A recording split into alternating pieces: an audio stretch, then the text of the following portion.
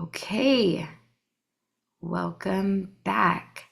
It is day 5 of our 7-day series. That means we have been day after day together. And so, whether you are watching the replay or you're here right now, I'm really glad that you're still with us on day 5. That's a big deal. That is a win right there. This is how we can break free from the survival mode trap and make this the best year abroad yet. Today, yesterday, we were looking at the power of rest. Just giving yourself permission, whether it's sometime in the middle of the day to stop for just a few minutes. And I want to look one more time at the sunrise, take a little stop and just be, or taking a day in the week to really rest and recharge, reset. How was that for you guys yesterday? What was that like to just we took some time to stop, whether you were in the replay, and if you haven't watched that, I encourage you go back and give yourself permission to watch it on normal speed and to actually interact with the moments of pause and presence. How was yesterday's session for you in the middle of your day? I'm so curious.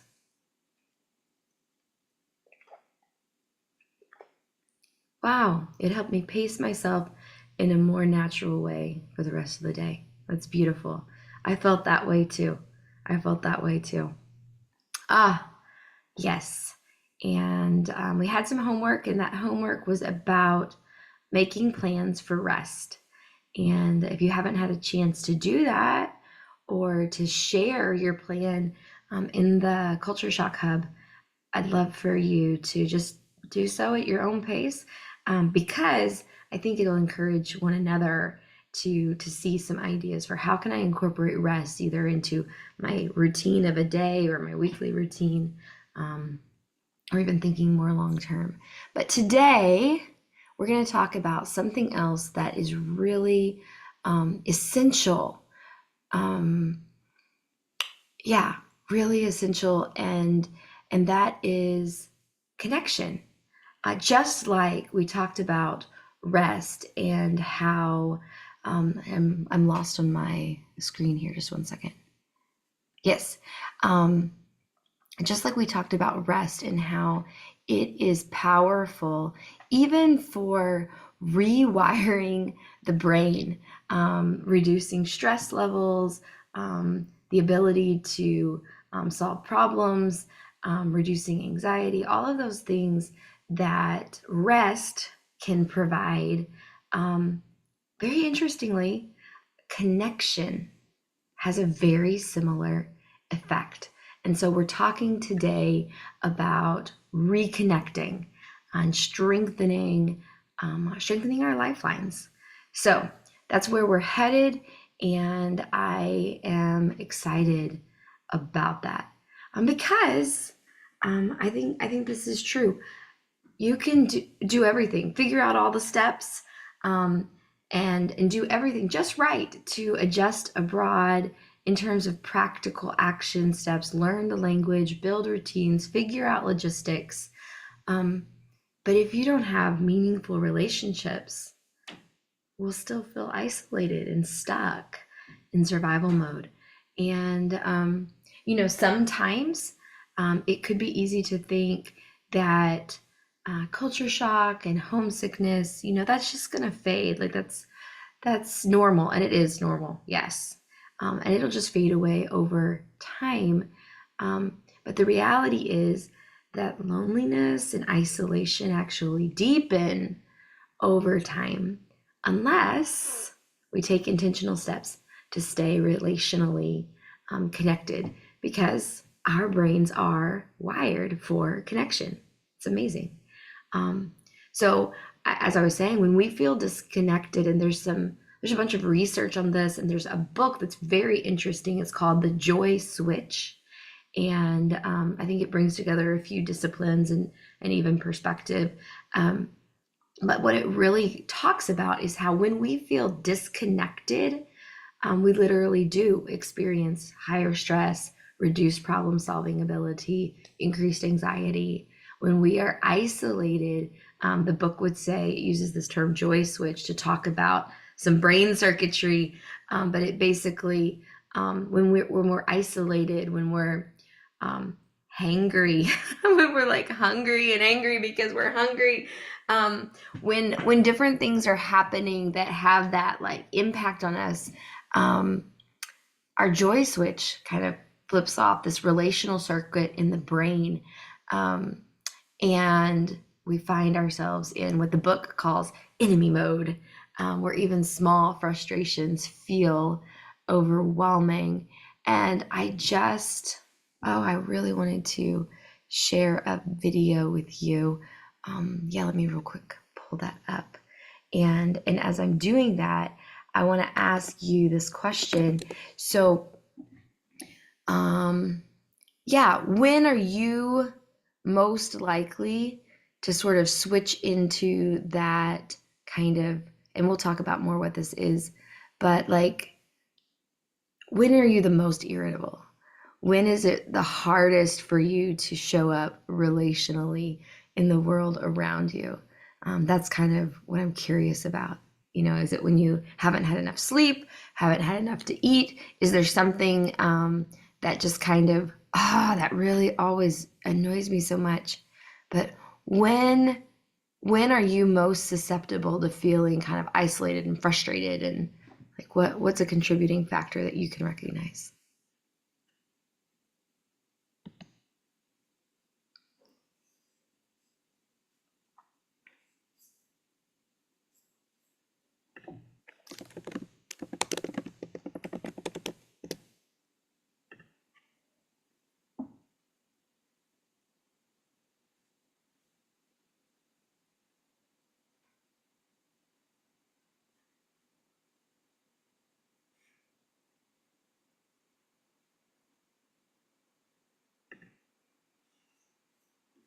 Liberty. You guys never get irritated or stressed. That's amazing. Does it really stress you out when people ask you questions and wait for you to answer in the chat? Does that make you irritated? Yeah. Okay, when you're feeling overwhelmed, you don't feel able to meet your own needs, and language barrier comes in there as an issue. Totally, totally. Oh yeah, like making an appointment when you've got to maybe make a phone call and do that in another language. Yeah, totally get that. Okay, I'm going to switch the screen that I'm sharing and show you guys just a little funny video. Okay, got that there. And now for the switching the screen part. Hello, everybody.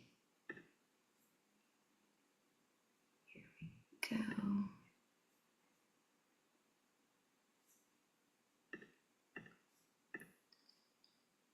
This is a commercial that I think is very funny. And here we are. Okay, you can see it, and I'm hoping that you will be able to hear it. Let me know in the chat. Yeah, here we go.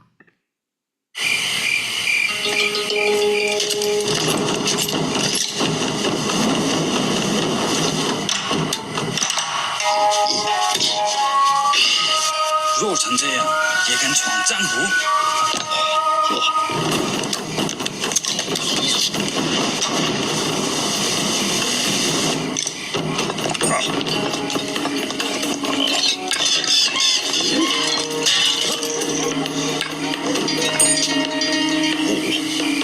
一个就是乱成啊！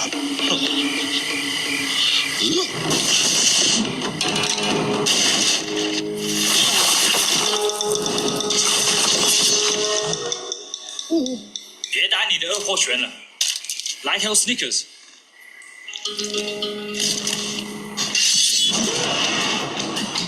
兄弟，怎么样？来劲了。You're not you when you're hungry. Snickers, get some nuts.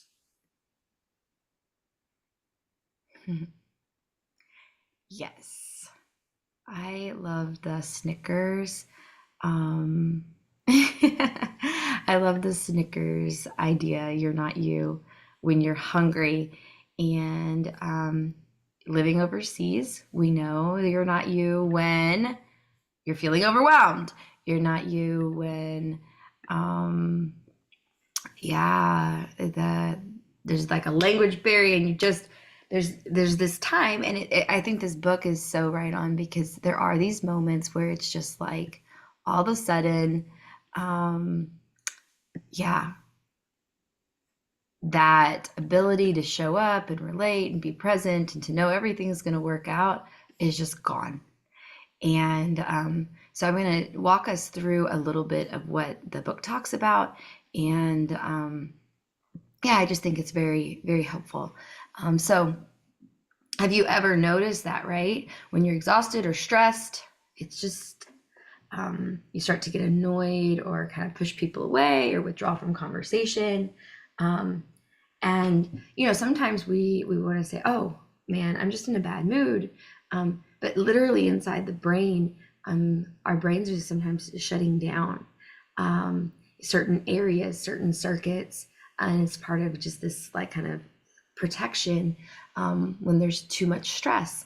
And so, in the same way that we have this relational circuit that can turn off, there are also some ways that we can turn on and really reconnect. And whether that is reconnecting with the people around us or even just reconnecting with yourself, it can be really meaningful.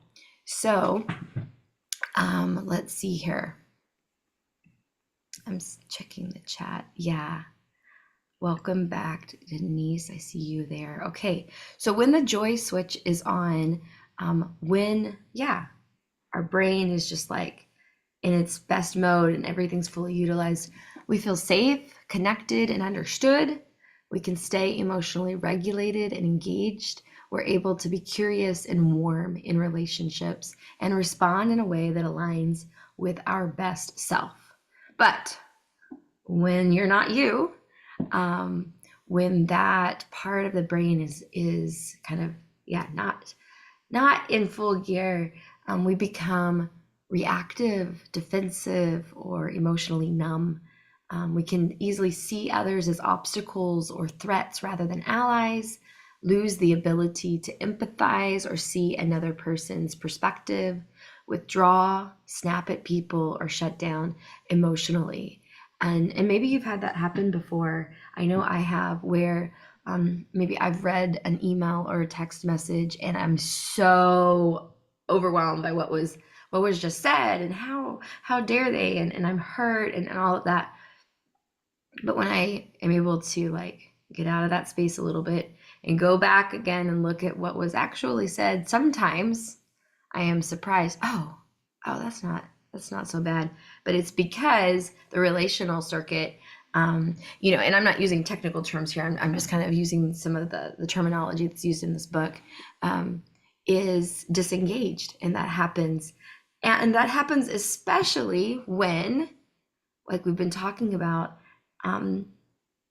you're tired, your brain is fatigued because of all of the extra decisions when we move abroad. The stress, fatigue, and emotional strain can easily push us into this enemy mode without us even realizing it.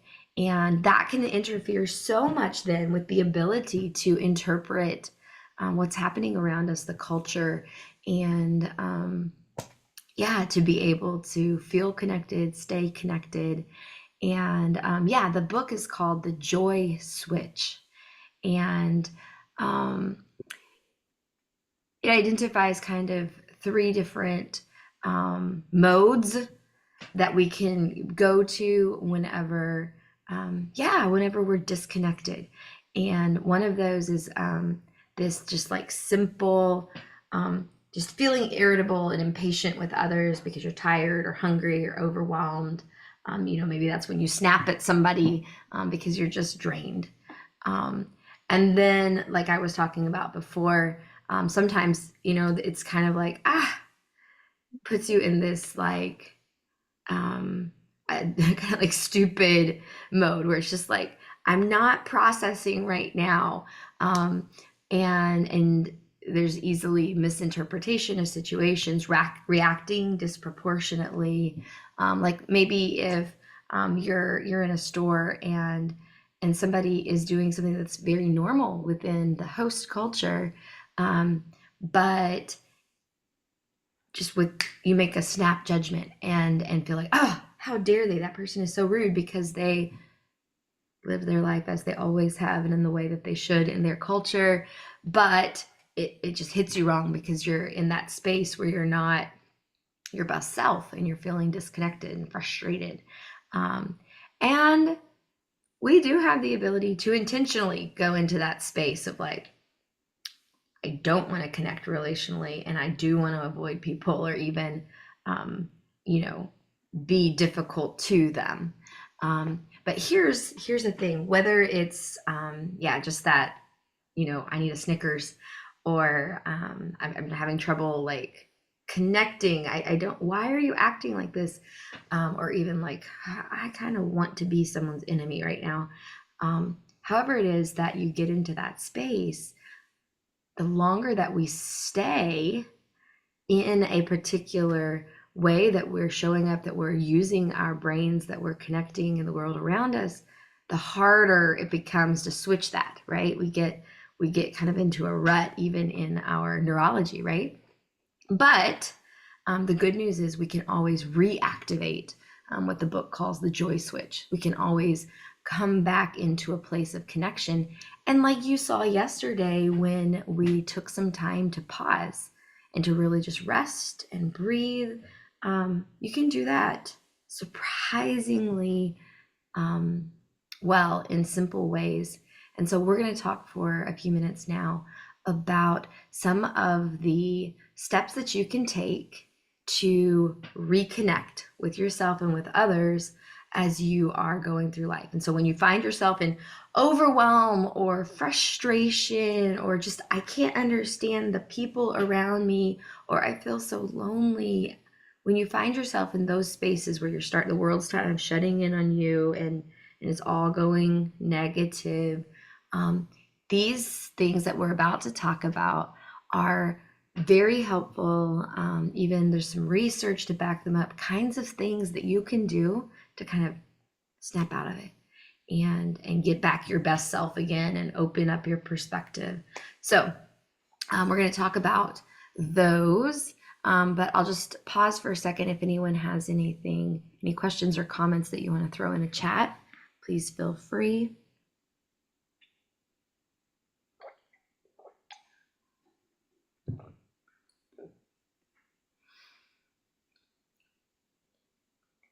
Okay, yeah, I'm glad we're trekking. I'm glad this is helpful. So, 6 ways to switch your joy switch back on and build deeper connections. Number 1, self-awareness, right? Recognize the state you're in. So you're going through your day and all of a sudden, like, you can always just like pause and ask yourself, am I in relational mode? Am I feeling connected, or am I in enemy mode? Have I shut down? Am I walling myself off? Pay attention to the physical signs, like notice your body like we did yesterday. Are you tense? Are you breathing shallow? Do you need to catch your breath? Are you kind of avoiding? If you're feeling disconnected, there's no blame or shame. Just notice that. So that's one part. We need that self-awareness. Step 2, take those deep, slow breaths, because it can regulate your nervous system. You can just tell your body, okay, we can let go of this fight or flight stress right now, and we can do that by breathing intentionally. One recommendation would be to Breathe out, like intentionally exhale, and exhale everything you've got so that your lungs are ready to inhale very deeply. And so let's go ahead and do that again. Just exhale and breathe in. 1, 2, 3, 4. Exhale for 6 counts. 1, 2, 3, 4, 5, 6. Inhale. Exhale. Other things you can do to regulate your nervous system is go for a walk. Actually, that bilateral movement of going for a walk, especially if you can go outside. It's beautiful, the sunrise. um, is it really, that bilateral movement helps shift your brain out of the sympathetic nervous system being really activated, that fight or flight. And that's kind of what we're talking about with this circuitry of enemy mode and relational mode. And another thing you can do is actually if you just cross your arms across your chest and just tap, that also is a bilateral stimulation. You can also search whether on YouTube or Spotify, and there's bilateral music. And if you listen to that with headphones, earphones in, it actually intentionally alternates some of the sounds between the sides, and all of that bilateral stimulation helps to regulate your nervous system and kind of bring you back. Taking a moment to drink some water, or even just wash your hands with hot water or cold water. All of those things kind of get your body's attention and can help you to, breathe deeper and regulate your nervous system. So, hot bath followed by cold shower. If it's like, okay, we need to restart this day over, you can do that. Really powerful, actually, in how you can shift your whole perspective with a hot bath followed by a cold shower. So step 3, practice gratitude or appreciation. You have the choice. You can choose to, I don't mean choose to be happy. No, I'm not saying that. But you can choose to think around and try to find what is something that you do feel positively about. What's something that you are grateful for? What's a memory? When's a time that you felt deeply joyful or connected? And you can set yourself up for this. If you are like, yeah, but like me, when you're in that space that you're feeling isolated and disconnected and overwhelmed and all of the feelings, sometimes it's hard. Like, I can't think of anything I'm happy about at all. I remember one time my friend was like, yeah, but what's something you're grateful for? And the only thing I could think of in that moment was the worst thing that had ever happened in my whole life, because my brain was in enemy mode. It was doing just the opposite. Instead of like regulating and balancing and perspective, my brain was like, I'll tell you the worst thing ever. And so you can also prepare yourself for this by having maybe some pictures that you print out. Maybe even like that's on your wall, you have like a gratitude wall, or maybe a journal or a little note that you keep in your phone where you can, okay, I'm feeling awful. Pull up that note and think about those, 10, 5, 3, 1 memory. And not just like read the list and be like, yeah, but like let yourself go there. Yeah, I do remember that when I was with that person and it was really beautiful outside, and just giving yourself that permission to go back and let your brain re-enter a memory where you felt joyful or connected. You can also take a moment to just, okay, I'm going to go through this day and find what was good. And if what was good is just these little tiny things and you're almost a little sarcastic about it, that's okay. But practicing gratitude or appreciation can help your brain begin to shift out of that dysregulation. Something else that you can do, number 4, is seek relational connection. Call or message somebody that you trust. Look at a warm, friendly face, whether that is someone that you can, walk in the other room and say hello to, or it's really just pulling up a photo. But going through and looking at some photos of people who mean something to you, even if they're far away, even if that makes you cry because you miss them, that's your brain is shifting and it's releasing that stress, right? Imagine somebody who cares about you, and if they were here right now, what would we do together? And you don't want to, get lost where you're living in imagination, but it's okay to remember. It's okay to, envision something that reminds you, I'm okay. I'll be okay. I've had moments in my life that were not like this one right this second, and I will have more moments like that. Number 5, act like your best self. You're like, rah, rah, rah, rah. But ask yourself, okay, the me that I most love being, how would she show up right now? How would he show up right now? How would my best self respond right now? And give yourself a beat to pause before you react. And think of a question. Respond with curiosity instead. Thinking of the people in front of you as an ally rather than an obstacle, right? And finally, one more thing you can do to shift out of overwhelm or stress or even like anger, and let me say very clearly, it's good to let yourself feel these feelings. So we're not trying to never feel a hard feeling, but when you feel like, oh, okay, I am stuck and I can't connect with the people around me and I've got to, still find the thing I need in the store and check out and navigate public transportation to get back home. Then you can use one of these to help yourself. Okay, all right. So the last one would be, do something that is joyful. So play some uplifting music, watch something that makes you laugh, go outside and look up, do something creative. That's really helpful. If you have adult coloring books, right, where it's just like these complex pretty designs and you can color, or doing a puzzle. There's many different kinds of finger paint if you want to get messy, even just like baking.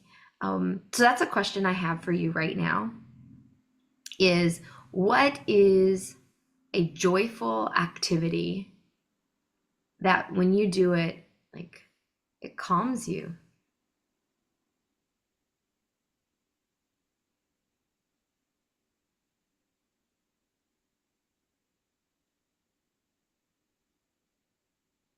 Yeah, music. Okay, listening to music, going for a walk.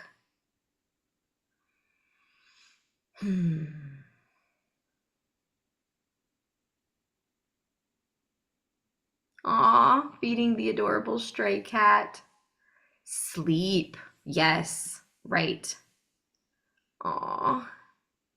Walking with music, cooking. Yeah. So you can actually kind of make yourself a playlist for life, and have it in your phone, have it somewhere where you can refer to it. And when you find yourself in that space where you're like, everything's bad, and if I send an email or respond to that text right now, I'm not going to build relationship. I'm going to blow it up. And then you can refer back to that list, and it's not maybe in you right now that you want to calm down or reconnect, but you can find some things that have worked for you in the past and be able to go, okay, what I need right now is one of these things. Also, I want to go back to this practicing gratitude or appreciation. I want to ask everybody, including on the replay, take a moment to think of someone who has been really meaningful to you, somebody that you are deeply grateful for. And if you would, you don't have to say their name, but you can. Um, but just write. And this is a little bit of a longer exercise. If you're watching the replay, like while you're multitasking, let yourself use this pause to think about it at least. But if possible, actually write down. And those of you who are here, I'd love if you're willing to share it in the chat. Like write down 3 or 4 sentences about this person and what they mean to you. Um, because that exercise of forcing yourself to think of that person and then think about a few things that really you appreciate will shift your mind and shift your body. So I'm going to do the exercise too.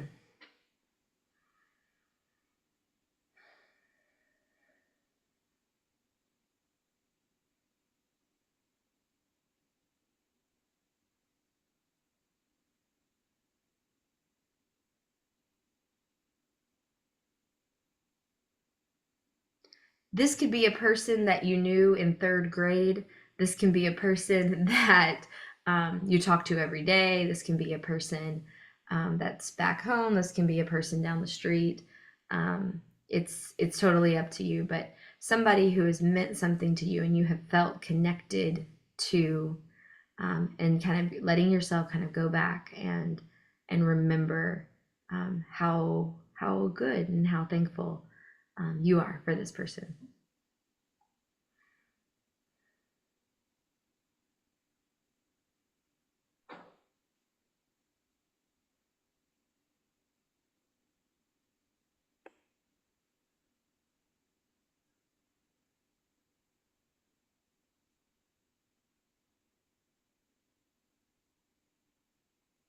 So I'm thinking of someone that I'm traveling right now that I got to see yesterday, and she just she just exudes warmth and care, and there's some joy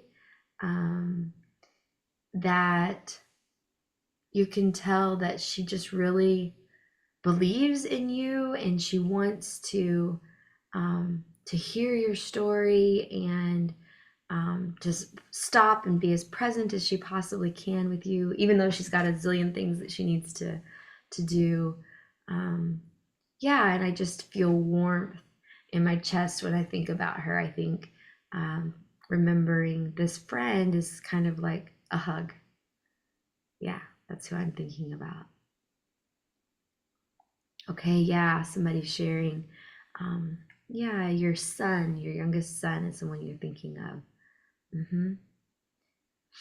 You can see what I did there was I let myself kind of think about what are the things about her that I really appreciate. What does it feel like to be in her presence? And what's so cool about that is I feel that way right now. She's not in this room, but my body, my mind is able to come back into a connected space when I let myself remember a time that I felt really connected and to really think about what was that like? What did that feel like?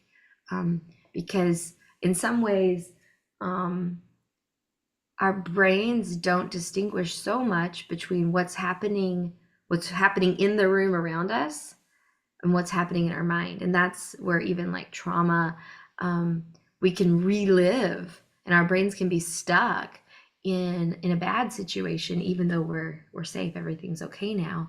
And that works in the positive as well, that even when the things around me are kind of hard right now, I can remember really good moments of connection, really important people, and our bodies will actually reflect what it is we're thinking about, even if that's not the situation that we're in now. Yeah, somebody's sharing about a friend. You guys text every day, support each other's dreams and goals, judgment free, laughter, sharing openly. Ah, that makes me think of my sister. my mom and her sister, they would laugh so hard that they would start to kind of wheeze when they're breathing, and we would make fun of them, and we thought it was so funny. But now we do it too, and yeah, yeah, it's so beautiful. And I don't know about you guys, but like I am really feeling more connected and more joyful right now than I was 6 minutes ago. And so this is something that you can do even when you're not just in the day-to-day survival mode, kind of chronic, but even in a crisis moment, you can take some of these steps to come out of that. So likewise, um, motivation can feel like something that's fleeting, like especially when life is getting hard and you're just like, I need to do X, Y, and Z, but I just don't really feel motivated. But in the same way that we have just had this conversation about people who make us feel connected, and now we feel more connected, motivation isn't something that you have to just wait until it comes back again. It's something that you can create. And one of the most effective ways to do that is by reconnecting with yourself, with your purpose, with others who support you. And like we have already said, when you're navigating life abroad, it's easy to feel isolated. So reconnecting with the people who matter the most, whether that's taking a moment just to remember right now because they're asleep on the other side of the planet, but you can still remember, you can still enter into that space. Or it is reaching out, setting up a video call, typing up those positive memories, and sending a text message, sending an email. Reaching out, staying connected is so important.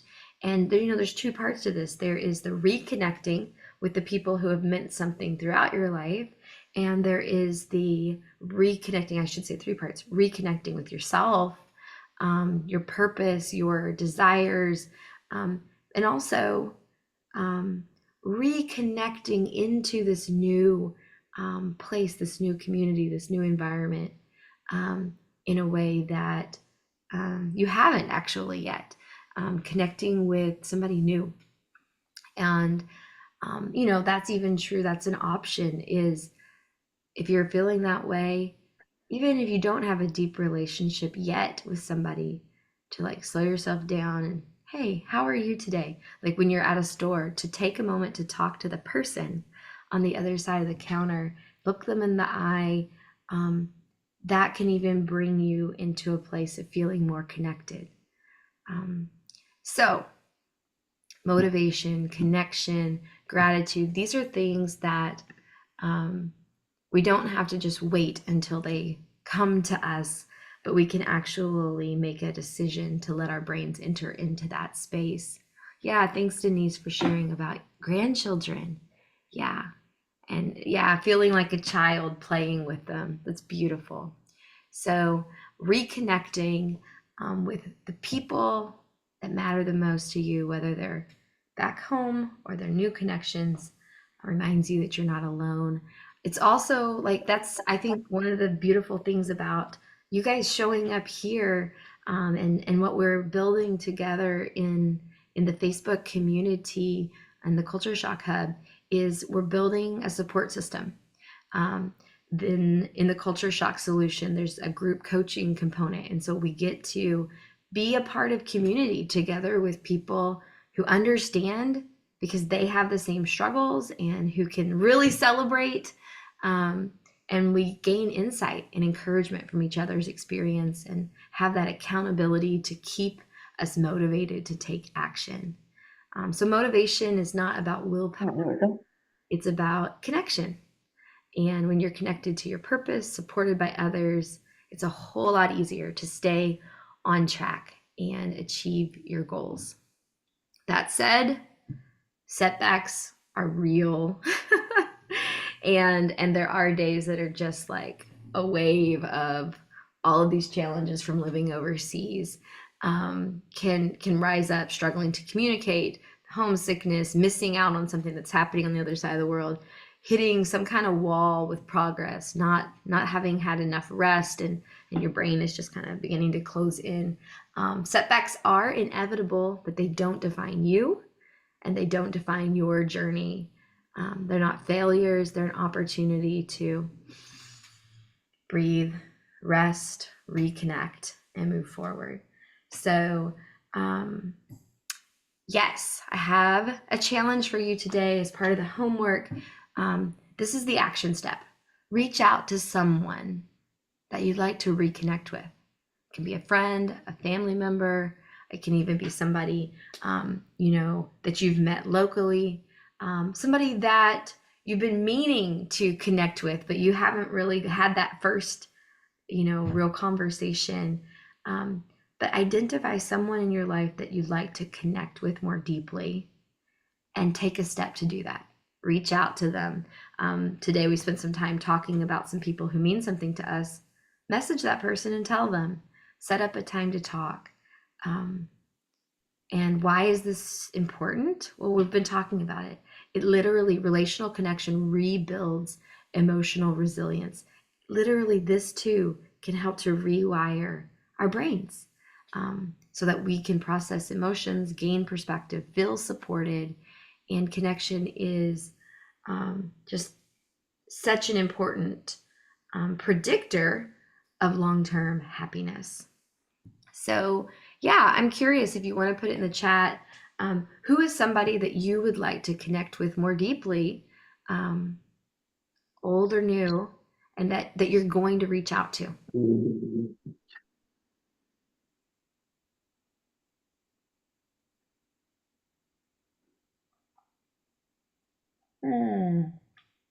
One of my oldest friends. That's so good. So good.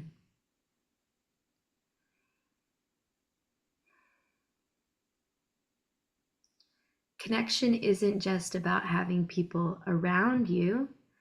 It's about intentionally cultivating relationships that make you feel truly at home wherever you are. And yeah, if you're ready to go deeper in this work that we've been doing over these past 5 days, including today, and get the support you need, I'm going to tell you guys something here first. We're going to have a bonus session. We've got the 7 days, but we're going to have a bonus session. We'll take a break for a few days, but I think it will be on next Wednesday, the 19th, at the same time. We're going to have a bonus live open house where you can kind of see the inside track, kind of a sneak peek of the culture shock solution and what we do in our online coaching program and what all that encompasses and how it works and how it helps clients to move forward. So I want to let you know that. I think it's still about 36 hours before the email goes out and the sign up goes live. But if you are interested in that, feel free to send me a message or comment about it somewhere. Email me, coaching@cultureshockhub.com. But that's something that we have coming up, kind of a bonus. And tomorrow, day 6, can you believe it? We're going to shift into a new mindset that will help you feel more at home wherever you are, talking about the power of curiosity and observation in deepening your cultural fluency. So that's going to be really fun because we're going to kind of dig a little bit more into where we are. Yes, the open house is free. So it's just another opportunity for us to continue to connect and to let you look at and envision some steps forward. So yeah, questions, comments that people have at this point.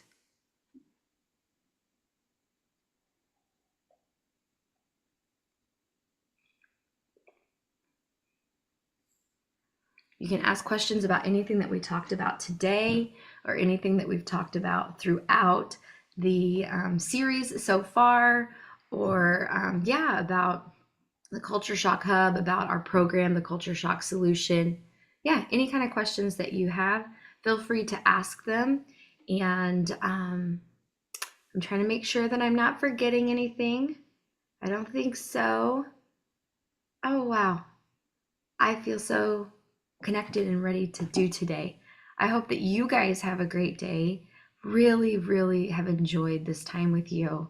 And yeah, stick around, ask some questions, have some conversation. Even if you just want to kind of chat about your experience, that's great. I'm going to turn off the recording and don't forget your homework. Reconnect with somebody, and we will see you here tomorrow.